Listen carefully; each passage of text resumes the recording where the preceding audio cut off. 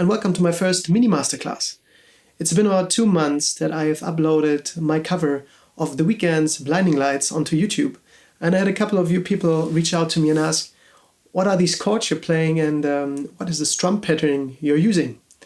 So I took some time today to break it down for you so that you have a chance to play along with me on this track.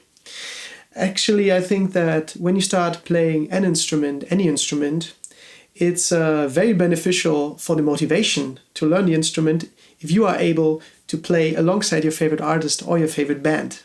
So you feel actually part of the band. It really helped me in the beginning when I started playing the guitar and started learning to play the guitar to be able to play with my favorite artists. So in the same speed and the same tonality of the song. So keep in mind that if you want to play with The Weeknd, this whole tutorial would have to shift to the 8th fret because he sings much higher than I do. So and to bring out my best timbre of my voice, I put it on the 3rd fret.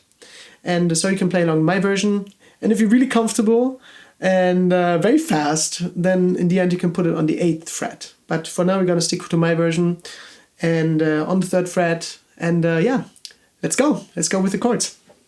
The chord structure of Blinding Lights is relatively simple. The whole song consists of only 4 chords, which are all played at the same speed and at the same sequence, which makes Blinding Lights an ideal beginner song because you don't have to worry much about song structure or when the bridge comes in or the chorus comes in, because yeah, it's all pretty consistent. The 4 chords that we are gonna use are A minor, E minor, G, and D with an extension called add 4 add 9, which, to simplify, we're gonna call the special D. It's here. For those of you who are new to the guitar, I'm gonna show the chords in a bit more detail. So I'm gonna move up to the camera. So we have the index finger on the 1st fret on the B string. We have the middle finger on the 2nd fret on the D string and the ring finger on the 2nd fret on the G string. Then for the E minor, we're gonna move our middle finger up 1 string on the 2nd fret. The ring finger we're gonna put on the 2nd fret of the D string. The G, we can keep the middle finger in the position on the 2nd fret A string. We're gonna move our ring finger on the 3rd fret on the low E string, and the pinky goes on the 3rd fret on the high E. And then comes a special D, which is going to be played up here. So we put our index finger on the 3rd fret on the B string. We put our middle finger on the 4th fret on the D. We put our ring finger on the 5th fret on the low E, and we put our pinky on the 5th fret of the A string. So you might notice that this is actually played like a C chord, and with a little extra that yeah, you're gonna play the top string with it. So it actually adds the A as a bass note, which makes it a D add 4 add 9 / A, meaning that the A is in the bass, which I find sounds nice and gives it always a little bit more richness and fullness in the chord. All right, let's try to play these chords. For the start, let's just play on 1 and 3. Just strum with your thumb or your index finger to start with. So here we go. We start very slow. 1, 2, 3, 4. 1, 2, 3, 4. 1, 2, 3, 4. 1, 2, 3, 4. 1, 2, 3, 4. One more time. 1, 2, 3, 4. 1, 2, 3, 4. 1, 2, 3, 4. 1, 2, 3, 4. Beautiful. So this is it for the chords. If you want to practice them a little more, pause here or jump back a couple of seconds to play along with me. And once you have the chords down, we can have a look at the strumming patterns. So always important, one thing at a time, because if you try to do strumming patterns at the same time like chords, it's gonna be a big mess because nothing is actually being focused on properly. So when you're new to the instrument, take things apart. So we're gonna learn first the chords with a very easy strumming pattern. Then we're gonna focus on the strumming pattern without looking much at the chords, and then we're gonna join the both.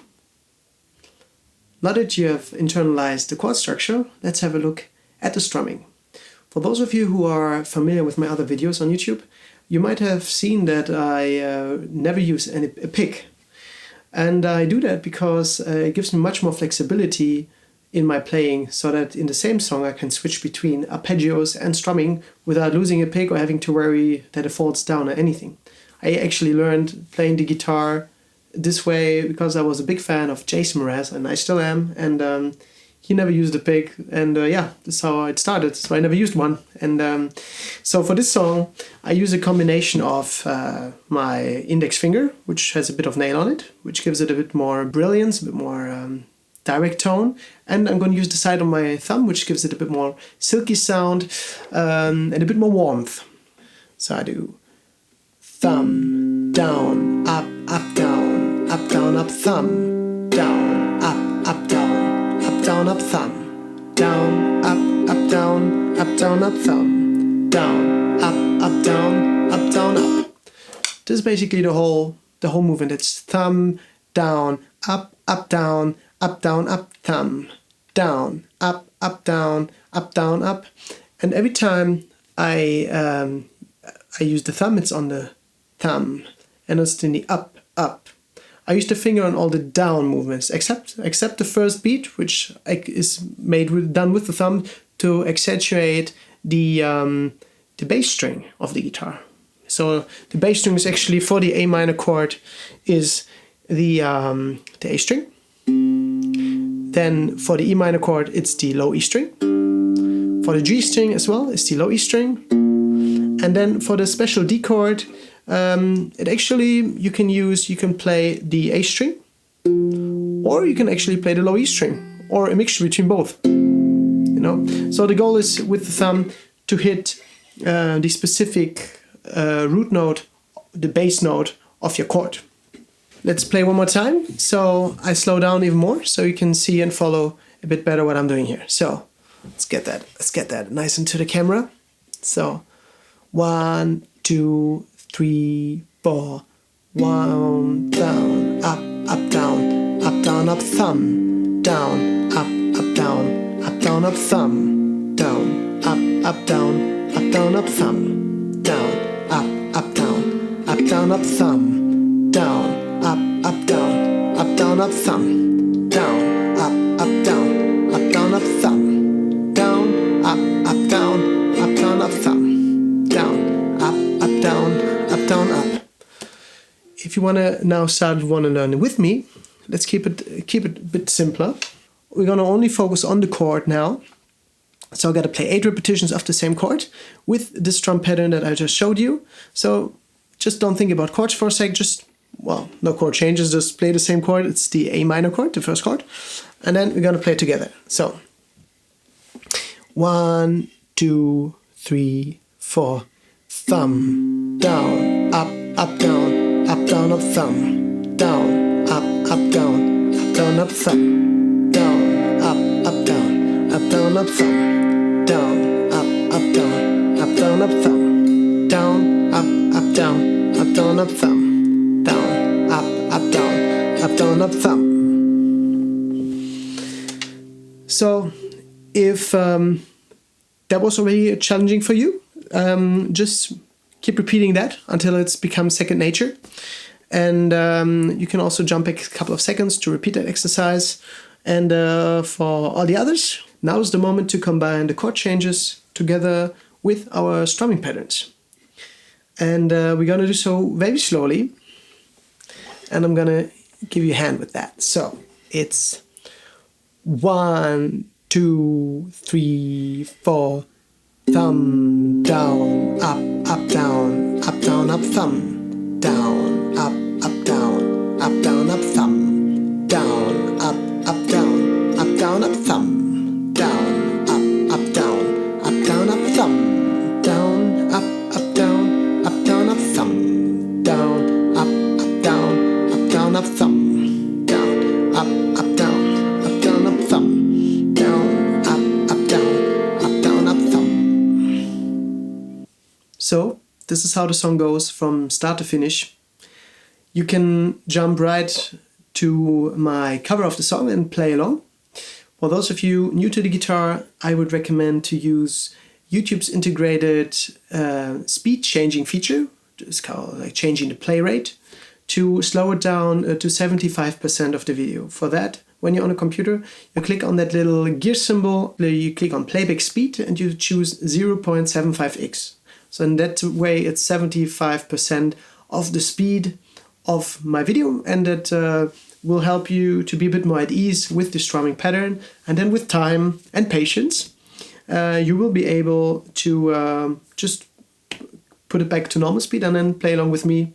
And then, you can also use the same strumming patterns, of course, and the same chord progression for other kinds of songs that you like, and make it integrated in your everyday playing. So it would make me very happy to see you do that.